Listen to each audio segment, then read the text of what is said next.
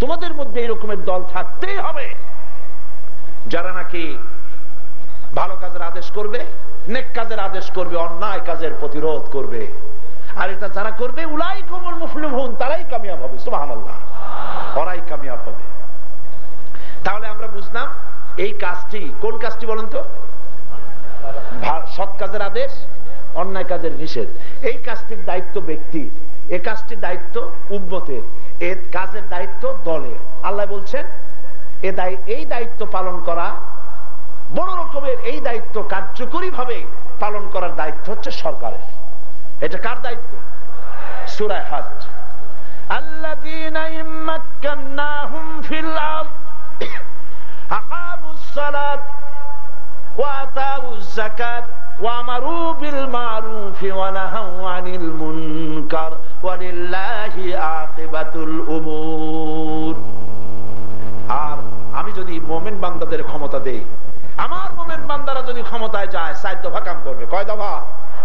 4 দফা। কয় দফা বলেন? আর জালিমরা যদি ক্ষমতায় যায়, তাদেরও কয়েকটা দফা আছে। জালিমরা যদি ক্ষমতায় যায়, তাদের 1 দফা হলো দলীয়করণ, 2 নম্বরে আত্মীয়করণ, 3 নম্বরে বংশীয়করণ, 4 নম্বরে ভারতীয়করণ। আর আল্লাহর হলো 4টা। আল্লাহর কয়টা? 4টা। প্রথম কাজ কি? আমার মুমিন বান্দারা যদি ক্ষমতায় যায়, তাহলে 4 দফা কাজ করবে। 1 নম্বরে সরকার অর্ডার দিয়া নামাজ আদায় করবে। সুবহানাল্লাহ। নামাজের অর্ডার দেবে কে? সরকার। কে বলেছেন? আল্লাহ পাক বলছেন। নামাজ প্রতিষ্ঠা করবে, যাকাত আদায় করবে। যাকাত দেন, খয়রাতের ব্যাপার না, যাকাত দিতে বাধ্য। হযরত আবু বকর রাদিয়াল্লাহু তাআলা আনহুর জামানায় মুনকিরিনে যাকাত, যারা যাকাত দিতে অস্বীকার করেছিল, হযরতে আবু বকর রাদিয়াল্লাহু তাআলা আনহু বলেছিলেন, যাকাত না দেওয়া তো দূরের কথা, যাকাতের জন্য নির্ধারিত উটটির রশিটা দিতেও যদি দ্বিধাবোধ করো, কাফেরদের বিরুদ্ধে যেভাবে যুদ্ধ করি, তোমাদের বিরুদ্ধে জিহাদ ঘোষণা করব। যাকাত সরকার আদায় করবে, নামাজ প্রতিষ্ঠা করবে, যাকাত আদায় করবে। যাকাত যদি আদায় হইতো, তাহলে এনজিওরা, মুসলিম বিরোধী এনজিও যারা, সব এনজিও খারাপ না, কিন্তু অধিকাংশ এনজিও খারাপ, ইসলাম বিদ্বেষী, এরা এই সুযোগ নিতে পারতো না। এনজিওরা সুদ ভিত্তিক অর্থ ব্যবস্থা দিয়ে গোটা জাতিকে সুদের দিকে ঠেলে দিয়েছে। এই কাজটা তারা করতে পারতো না যদি যাকাত আদায় করা হতো। সরকার যদি এখনো যাকাত আদায় করে, তাহলে বাংলাদেশে একেবারে কম করে হলেও শুধু যাকাত কালেকশন হতে পারে 6,000 কোটি টাকা প্রত্যেক বছর।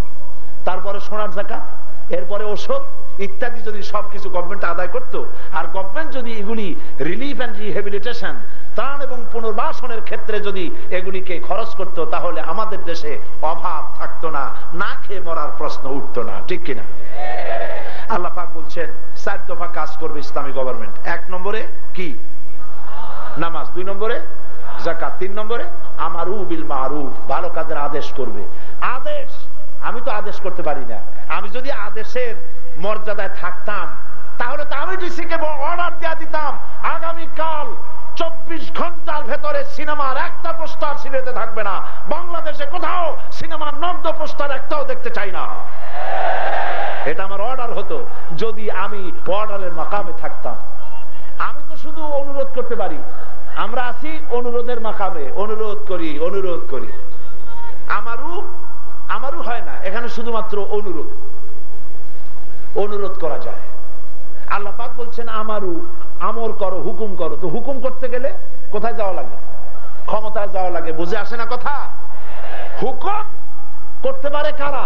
যারা ক্ষমতায় আছে। এখন ক্ষমতায় যদি আপনি পাঠান সিনেমাখোর, মদখোর, জেনাখোর, ওরা যদি ক্ষমতায় যায়, সিনেমার অশ্লীলতা তারা কি দূর করবে?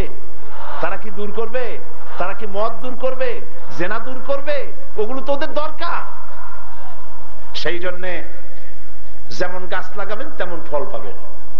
লাগাইছেন তেঁতুল গাছ, মোনাজাত করতেছেন আল্লাহর কাছে, আয় আল্লাহ তাআলা, গরিব মানুষ আমি, ফজলি আম কিনা খাইতে পারি না, কিন্তু আমার বাড়ি তো একটা তেঁতুল গাছ আছে, আর তোমার নাম খালেক, মালেক সব তুমি পারো, তুমি দয়া করে আজকে এই বছরের জন্য আমার ছেলেপেলের জন্য মাত্র 10 কেজি ফজলিয়াম দাও। দোয়া মঞ্জুর হবে? হবে না। এরপরে যদি আপনি 10-15 জন পীর সাহেবের পানি পড়া নিয়া অন্তত 100 গ্যালন পানি পড়িয়ায় না তেঁতুল গাছের গোড়া যদি দেন ফজলিয়ামের নিয়ত করে, ফজলিয়াম হবে নাকি? ফজলিয়াম হবে না, তেঁতুল হবে আরো বেশি। কারণ পানি ছিল না, শুকনা ছিল, আপনি পানি দিচ্ছেন। আপনি গাছ যেমন লাগাবেন ফল তেমন পাবেন। ভোট দিয়া যে রকমের লোক পার্লামেন্টে পাঠাইছে ওই রকমের ফল আপনি পাবেন। এই জন্য দিনদার ইমানদার আলেম তাদেরকে পার্লামেন্টে পাঠান, যাতে কোরআনের রাজ কায়েম হয়ে যায়। তাহলে 1 নম্বরের কাজ হলো নামাজ প্রতিষ্ঠা করা, 2 নম্বরের কাজ হলো যাকাত আদায় করা, 3 নম্বরের কাজ হলো ভালো কাজের আদেশ করা। আর অন্যায় কাজ 2 হাতে বন্ধ করে দাও, 2 হাতে বন্ধ করে দাও। রমজান মুবারক আসতেছে, অন্যায়ের প্রতিরোধ মুখর হয়ে উঠুন, অন্যায় হতে দিবেন না। সিনেমার গান বাজনা রাস্তায় বাজতে পারবে না, পারবেন না আপনারা? এগুলি করতে হবে, অন্যায় বন্ধ করতে হবে। মহিলাদেরকে পর্দায় থাকতে হবেই। তার অর্থ এই নয় যে মহিলারা কলেজে, ইউনিভার্সিটিতে, ডাক্তারখানায় কোনো জায়গায় যাইতে পারবে না, তা মেয়ে লোকেরা রাস্তায় বেরোবে পর্দা সহকারে। ইসলাম তাদেরকে অধিকার সব থেকে বেশি দিয়েছে। এই ভালো কাজের আদেশ আর অন্যায় কাজের নিষেধ করেছিলেন মুহাম্মাদুর রাসূলুল্লাহ সাল্লাল্লাহু আলাইহি ওয়াসাল্লাম। কয় বছর শাসন করলেন মদিনায় বলেন? আর এরা বলে কি ইসলাম আর রাজনীতি আলাদা।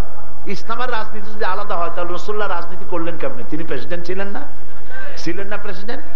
তিনি প্রেসিডেন্ট ছিলেন, রাষ্ট্র চালাইছেন। আমারু বিল মারুফ ওয়া নাহয়ু আনিল মুনকারের দায়িত্ব হুজুর পালন করেন নাই? সর্বপ্রথম আল্লাহ নবীর এই দায়িত্ব পালন করেছেন। আমার বন্ধুগণ, এই দায়িত্ব পালন করার পর আল্লাহ নবী ইন্তেকাল করলেন। এরপরে হযরত আবু বকর ক্ষমতায় আসলেন। হযরত আবু বকর ক্ষমতায় এসে হযরত ওমর রাদিয়াল্লাহু তাআলা আনহুকে বিচারপতি বানালেন। হযরতে ওমর হচ্ছেন মদিনার বিচারপতি। ঐতিহাসিকরা লিখছেন ফামাকাথা আমান কামিলান ফালাম ইয়াখতাসিম ইলাইহি ইসনান। পূর্ণ 1 বছর পার হয়ে গেল, হযরত ওমরের আদালতে কোন একজন মামলা নিয়ে একজনের বিরুদ্ধে আর একজন আসলো না। সুবহানাল্লাহি ওয়া বিহামদিহি। হযরত ওমর হযরত আবু বকরের কাছে গিয়ে বললেন, মা হাজাতা বিইনদা কওমিন মুমিনিনা ইয়া খলিফাত রাসূলিল্লাহ সাল্লাল্লাহু আলাইহি ওয়াসাল্লাম। হে আল্লাহর রাসূলের খলিফা, বিচারকের এখানে দরকারটা কি? কি জন্য আমার একটা বিচারক বানায় রাখছেন? তিনি জিজ্ঞেস করলেন, লিমাজা, তুমি কেন এই কথা বলছো? তিনি বলছেন যে 1 বছর বসে থাকলাম, একজন বাদী বিবাদী আমার সামনে আসলো না একজনের বিরুদ্ধে আর একজন মামলা দায়ের করতে। এখানে আমার দরকারটা কি? কোন পৃথিবীর ইতিহাসের কোন নজির আছে? 1 বছরে মামলা হয় না, নজির আছে? হযরত আবু বকর জিজ্ঞেস করছেন, ওমর, এর কারণ কি বলে তুমি মনে করো? তিনি বলেন, আমি মনে করি দীনুহুমুন নাসিহা, এই জাতির দিন হচ্ছে কল্যাণ কামনা করা। প্রত্যেকের কল্যাণ কামনা করে, সেই জন্য মামলা হয় না। ওয়া মানহাজুহুমুল কোরআন, আর এদের মানহাজ, টার্গেট, এই সংবিধান হচ্ছে আল্লাহর কোরআন। ওয়া আমালুহুম আলাল আমরু বিল মারুফ ওয়া নাহয়ু আনিল মুনকার, আর তাদের আমল হচ্ছে ভালো কাজের আদেশ করা, অন্যায় কাজ থেকে মানুষকে ফিরানো। এটাই হলো তাদের দায়িত্ব। এই কারণেই মামলা মোকদ্দমা হয় না।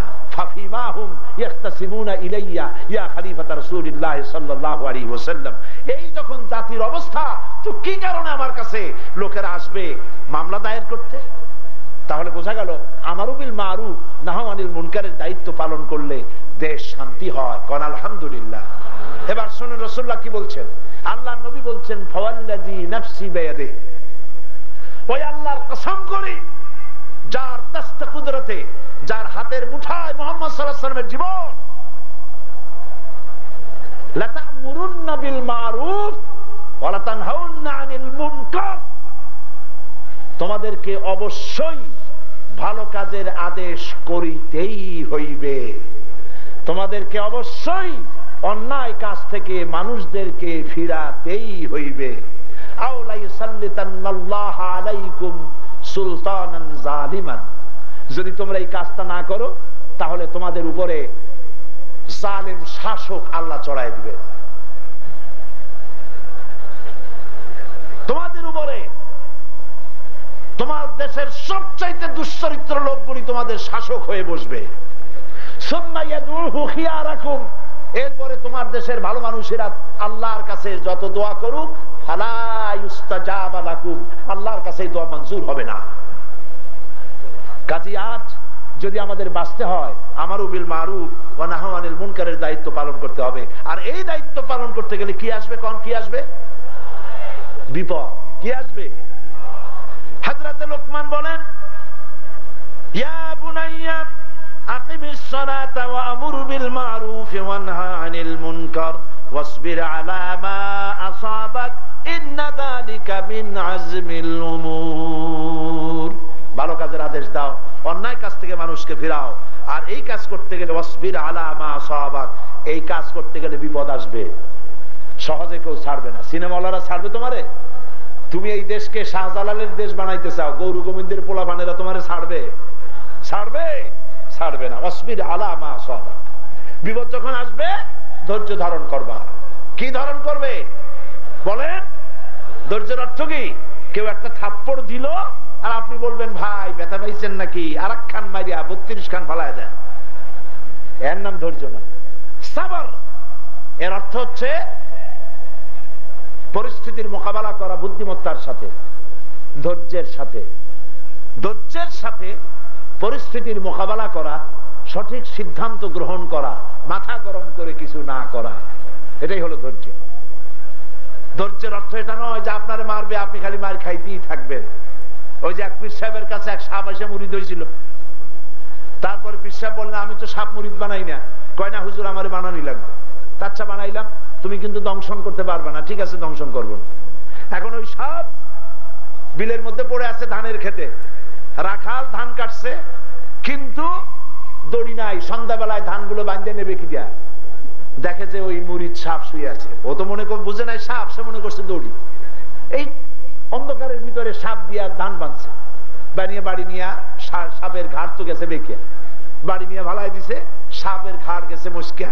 ওই অবস্থায় পীর সাহেবের বাড়ি বহু কষ্ট করে গেছে, যায় বলে যে হুজুর কি জিগের আজগার শিখাইলেন, আমার তো ঘাড় মস্কে গেছে। একটা কথা হইল, জিগের আজগার করলে ঘাড় মস্কাবে কেন? সাপে পুরা ঘটনা শোনাইলো, এই হলো ঘটনা। পীর সাহেব বলছেন বেটা সাপ, আমি তোরে বলছিলাম দংশন করবি না, কিন্তু ফোঁস করতে তো নিষেধ করছিলাম না। তোরে যখন দড়ি মনে করে হাত দিল তুই খালি ফস করে উঠতি, ওই রাখালের গোষ্ঠী সুদ্ধা লাভ দিয়া দিল্লি বলাই যাইতো, তুই ফোঁস করলি না কেন?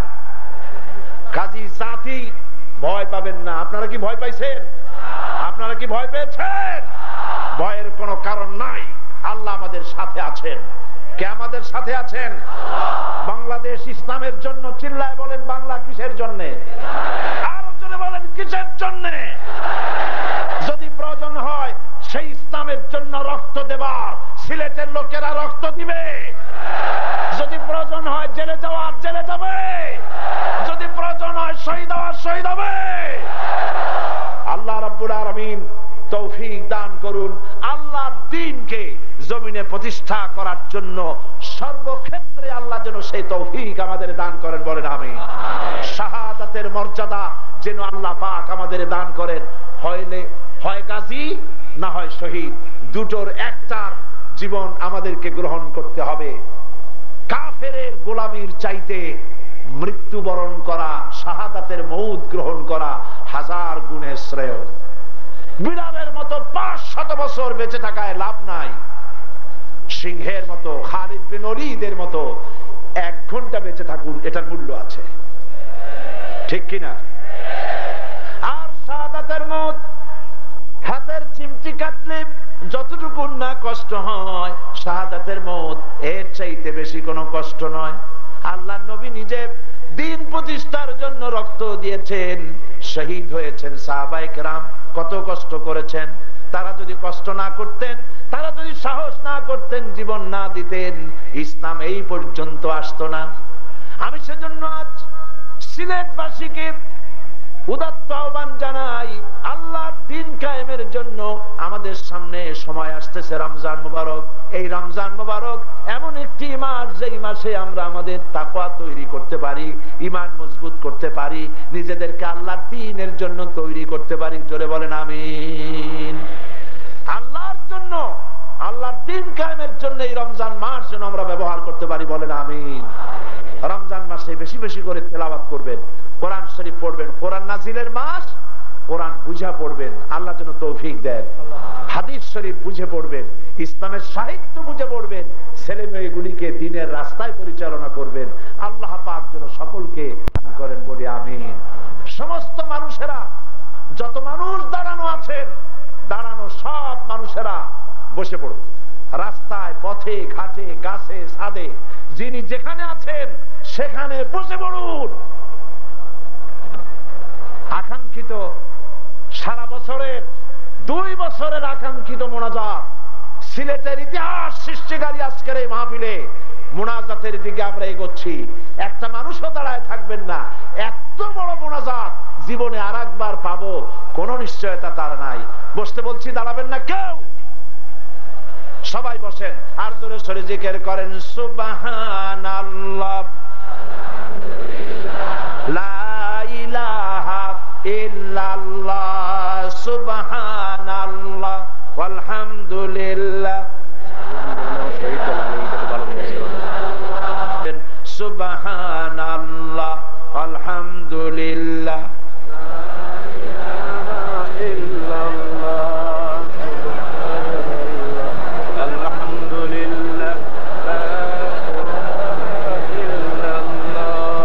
সুবহানাল্লাহ, আলহামদুলিল্লাহ, লা ইলাহা ইল্লাল্লাহ, সুবহানাল্লাহ, আলহামদুলিল্লাহ, লা ইলাহা ইল্লাল্লাহ, লা ইলাহা ইল্লাল্লাহ, মুহাম্মাদুর রাসূলুল্লাহ।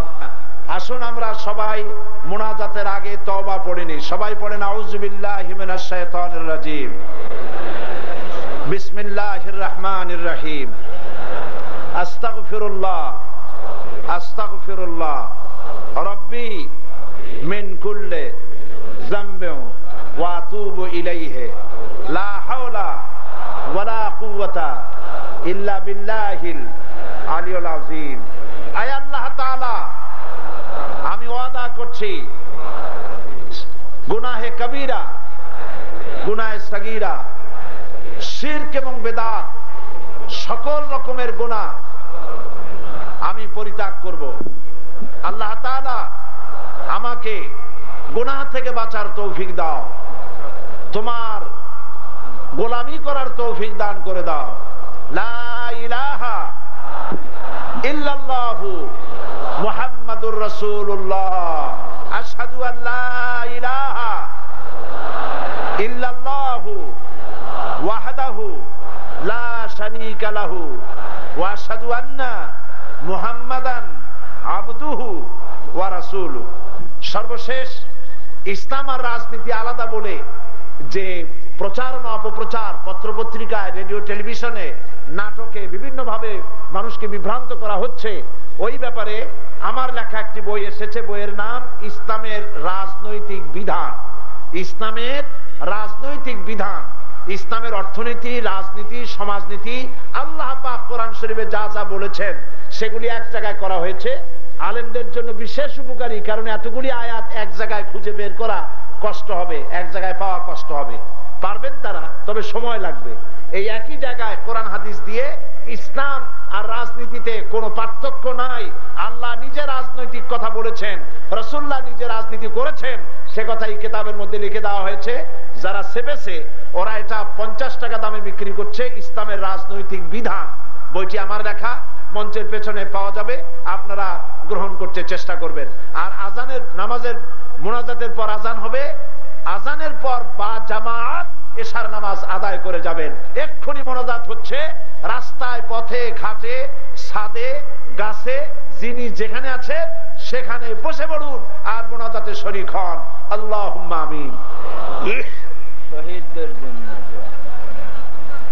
রব্বানা যালামনা আনফুসানা ওয়া ইন লাম তাগফির লানা ওয়া তারহামনা লানাকুনান্না মিনাল খাসিরিন। সবাই পড়েন আমার সাথে, মনটা নরম করে, মাথা নিচু করে সবাই পড়েন। রব্বানা যালামনা আনফুসানা ওয়া ইন লাম তাগফির লানা ওয়া তারহামনা লানাকুনান্না মিনাল খাসিরিন। আবার পড়েন, রব্বানা যালামনা আনফুসানা ওয়া ইন লাম তাগফির লানা ওয়া তারহামনা লানাকুনান্না মিনাল খাসিরিন। আয় আল্লাহ তাআলা, সিলেটের স্বর্ণোচিত কালের শ্রেষ্ঠ সমাবেশ কোরআনের এই মাহফিলে আজ লক্ষ লক্ষ মানুষ হাজির হয়ে গেছে। তোমার বান্দা বান্দিরা গোটা শহর ভর্তি হয়ে গেছে, রাস্তায় জায়গা নাই, ছাদে জায়গা নাই। সমস্ত মানুষ তোমার বান্দা বান্দিরা তোমার রহমত পাওয়ার আশায় সিলেটের এই ময়দানে উপস্থিত হয়ে গেছে। আজকে 4 দিন পর্যন্ত কোরআনের কথা এখানে আলোচনা করা হলো। আল্লাহ তাআলা আলোচনার সওয়াব, দুরূদ ও সালামের সওয়াব, জিকির আজকারের সওয়াব রাসূল করিম সাল্লাল্লাহু আলাইহি ওয়াসাল্লামের রূহ মুবারকে পৌঁছায়া দাও। আয় আল্লাহ তাআলা, तमाम পৃথিবীর মাটির নিচে যত মুমিন বান্দা বান্দি তোমার শুয়ে আছে, তাদের আরওয়ার পরে সওয়াব আল্লাহ তুমি দয়া করে পৌঁছায় দাও রব্বুল আলামিন। এই সিলেটের মাটিতে হযরতে শাহজালাল ঘুমায় আছেন, হযরতে শাহ পরান ঘুমায় আছেন, শত শত আউলিয়া এই মাটিতে শুয়ে আছেন। আল্লাহ তুমি দয়া করে তাদের রূহের পরে সওয়াব পৌঁছায় দাও রব্বুল আলামিন। এবার দোয়া করি আমাদের মা বাপের জন্য। আমাদের মা বাপ দুনিয়া থেকে যাদের বিদায় হয়ে গেছে, আল্লাহ কবরগুলিকে জান্নাতের টুকরা বানায়া দাও রব্বুল আলামিন। আত্মীয় স্বজন যদি আমেরিকায় থাকে, লন্ডনে থাকে, আজকাল যোগাযোগের ভালো ব্যবস্থার কারণে প্রত্যেক দিন তাদের সঙ্গে টেলিফোনে কথা বলা যায়, সপ্তাহে সপ্তাহে চিঠিপত্র আদান প্রদান করা যায়। কিন্তু আমাদের মা বাপ যাদের মারা গেল, বছরের পর বছর চলে গেল, অন্ধকার কবরে মা এবং বাবা কি হালতে আছে জানি না। আল্লাহ আমাদের আব্বা যাদের মারা গেছে, কবরটাকে বেহেশত বানাইয়া দাও। আমাদের আব্বা যান গ্রামের মানুষ ছিলেন, কত কষ্ট করে আমাদেরকে লেখাপড়া শিখাইছেন, নিজে না খাইয়া আমাদের খাওয়াইছেন। আব্বা জান যার মারা গেল, কবরটারে বেহেশত বানায় দাও। আল্লাহ তাআলা মানুষেরা কত সম্মান করে, কিন্তু বাপে যে স্নেহ করতেন, মহব্বত করতেন, ওই মহব্বত তো হারায় ফেলেছি। এখন আর বাড়ি গেলে কেউ তো নাম ধরে ডাক দেয় না। আল্লাহ আমাদের আব্বা যাদের মারা গেছে, কবরটারে বেহেশত বানাইয়া দাও। কিচ্ছু নিয়ে যায় নাই, বাড়িঘর সব ফালাই ধুয়ে গেছে, ব্যাংক ব্যালেন্স রেখে গেছেন, বাড়িঘর রেখে গেছেন, কিছু নিয়ে যায় নাই, খালি হাতে গেছে। আল্লাহ বাপের কবর বেহেশত দিয়া ভরিয়া দাও রব্বুল আলামিন। আমাদের জনম দুঃখিনী মা, মা যে হারাইছে সেই বোঝে কি রত্ন চলে গেছে। আল্লাহ তাআলা আমাদের মধ্য থেকে মা যাদের চলে গেল, আল্লাহ কবরটারে বেহেশত বানাইয়া দাও। 10টা মাস মায়ের পেটের ভিতরে থেকে হাঁটু দিয়ে মাথা দিয়া গুতা দিয়া মায়ের ঘুমের ক্ষতি করেছি। মা ডেলিভারিতে কষ্ট করেছেন, 2.5 বছর দুধ খাইয়া কষ্ট দিয়েছি, পেশাব পায়খানা করে কাপড় চোপড় নষ্ট করে দিয়েছি। বাবা মায়ে মা বিরক্ত হয়ে একটা থাপ্পড়ও লাগায় নাই। আল্লাহ ওই মায়ের কবরটাকে রব্বির হামহুমা কামা রব্বায়ানি সগীরা। সবাই পড়েন রব্বির হামহুমা কামা রব্বিরহামহুমা কামা রাব্বায়ানি সাগীরা।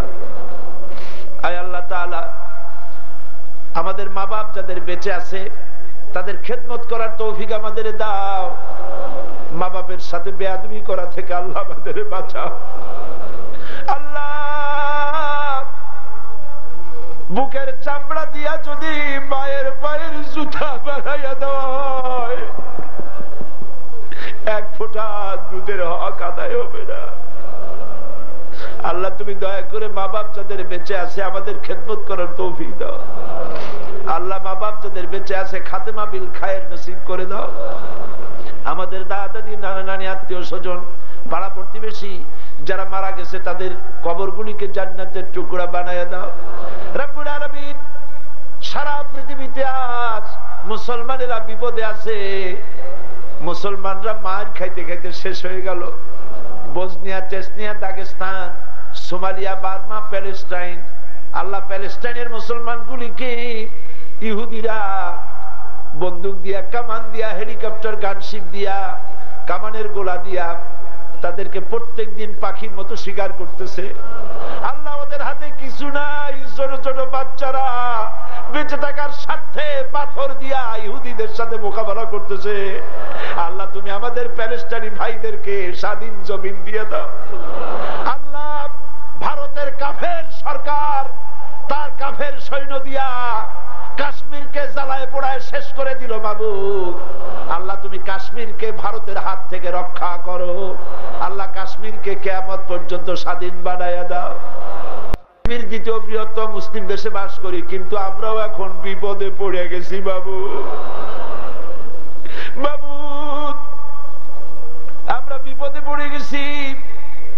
আজ ইসলামের কথা বলা যায় না, মাদ্রাসা বন্ধ করে দেওয়া হতেছে। আল্লাহ, আল্লাহ, তুমি এই জুলুম থেকে দেশটারে বাঁচাও।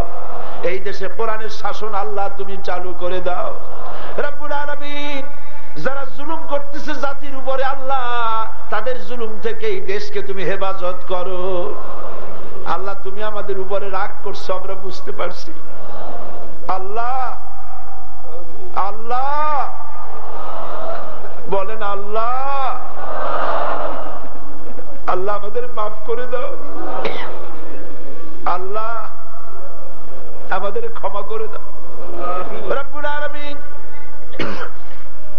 সারা জীবন এমন কোন গুনাহ নাই যা কম বেশি আমরা করি নাই। আমরা আমাদের জীবনের পিছনের দিকে যদি তাকাই, গুনাহ ছাড়া কিছুই দেখতে পাই না। আয় আল্লাহ, তোমার রহমতের নজর দিয়া আরশের থেকে সিলেটের মাঠের দিকে তাকাও। আল্লাহ, একটু তাকায় দেখো, সিলেটের মাঠের দিকে তাকাও। মাঠ বড় মানুষ, রাস্তা বড় মানুষ। কোন খাজা বাবার কাছে হাত উঁচা করে নাই, কোন মন্ত্রীর কাছে হাত উঁচা করে নাই। রাজাদিরা, সম্রাটের সম্রাট, বিশাল আকাশের মালিকের কাছে হাত তুলেছি। মাবুদ, মাবুদ, তুমি কি সত্যি আমাদের উপরে রাগ করছো? তুমি রাগ করলে আমরা যাবো কই? আল্লাহর বান্দারা কাঁদো। আল্লাহ, তুমি রাগ করলে আমরা যাবো কই? আমাদের মাফ করে দাও বাবু, আমাদেরকে ক্ষমা করে দাও। আল্লাহ, আয় আল্লাহ তাআলা, ছেলে যদি অন্যায় করে, পিতা মারধর করে বাড়ি থেকে বার করে দেয়, ছেলে সারাদিন বাইরে বাইরে ঘুরে, শেষ রাত্রে সন্ধ্যার পরে রাতের বেলা ঘরের কাছে এসে দরজার কাছে এসে ডাক দেয়, মা দরজা খুলে দে। মা অপেক্ষায় থাকে ছেলের ডাক শোনার। দরজা খুলে ছেলেকে কাছে নিয়ে বলে, বাবা দুপুর বেলায় কোথায় ছিলি? তুই খাও নাই বলে আমিও খাই নাই। আল্লাহ তাআলা, মায়ের চাইতে লক্ষ কোটি গুণে মায়া তোমার বেশি। আল্লাহ, আমরা কাঁদতেছি, আমাদের জন্য রহমতের দরজাটা খুলে দাও। আল্লাহ, আমাদের মাফ করে দাও। সবাই মাথা নিচু করেন, চক্ষু বন্ধ করেন, কাঁদেন আল্লাহর কাছে।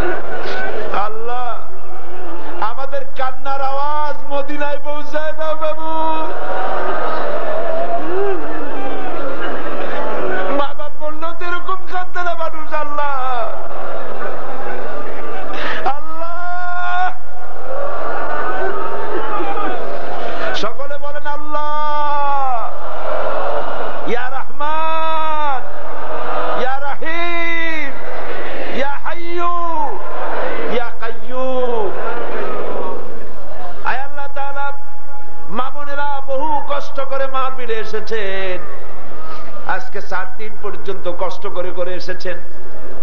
আল্লাহ তাআলা সিলেটের মা বোনদের প্রতি রহম করো, পর্দায় থাকার তৌফিক দাও, নিঃসন্তানীকে সন্তান দাও, এমন জীবন যাপনের তৌফিক দাও যাতে করে আমার মা বোনেরা কিয়ামতে হযরত আয়েশা হযরত খাদিজার সঙ্গে হাসর নসিব হয়ে যায়। আল্লাহ আরেকটা দোয়া করি, 3000 বছর বসে তুমি জাহান্নামের আগুন উত্তপ্ত করেছো বলে তোমার রাসূল বলেছে, আল্লাহ জাহান্নামের আগুনে চলতে পারবো না। বলেন আল্লাহ জাহান্নামের আগুনে চলতে পারবো না, আল্লাহ জাহান্নামের আগুন আমাদের জন্য আরাম করে দাও বাবু। আল্লাহ গো, সারা জীবন আমরা নামাজ পড়ছি কাবা কেন্দ্র করে, তোমারে সিজদা দিছি, কিন্তু কাবা অনেকেই চোখে দেখে নাই বাবু। আল্লাহ যারা কাবা চোখে দেখে নাই, হজ নসিব করে দাও আল্লাহ। তোমার রাসূলকে মহব্বত করে সালাম পেশ করি, দরুদ শরীফ পেশ করি, চোখে দেখি নাই। যারা চোখে দেখলো তায়েফের ময়দানে পাথর বেরি নবীজির রক্ত দিয়া তায়েফের মাটি লাল বানাইয়া দিল, উহুদের ময়দানে দান মুবারক শহীদ করে দিল। মাবুদ আমরা দেখি নাই, আল্লাহ তোমার কাছে আরজি পেশ করি, মরার আগে অন্তত একটা বার রাসূলুল্লাহকে স্বপ্নে দেখাইয়া দিও।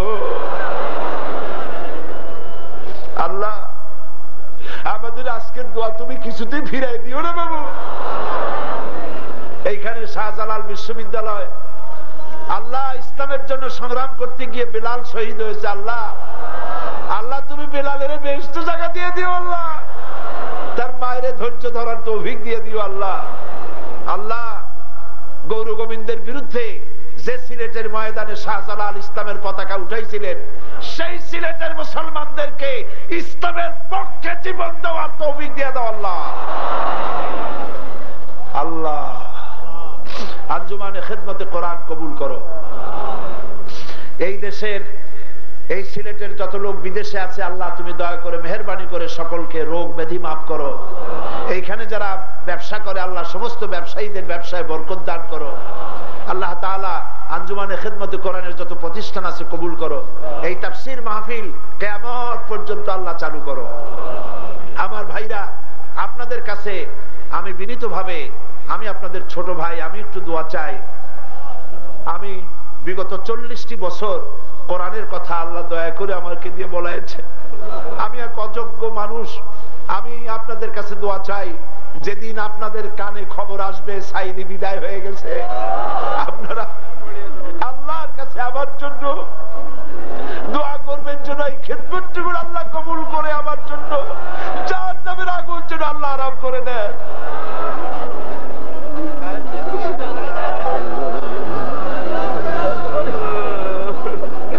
আল্লাহ হাত নামাতে ভয় করতেছে, তুমি দোয়া কবুল করছো কিনা? আল্লাহ হাত নামাতে ভয় করতেছে, তুমি দোয়া কবুল করছো কিনা? বাবু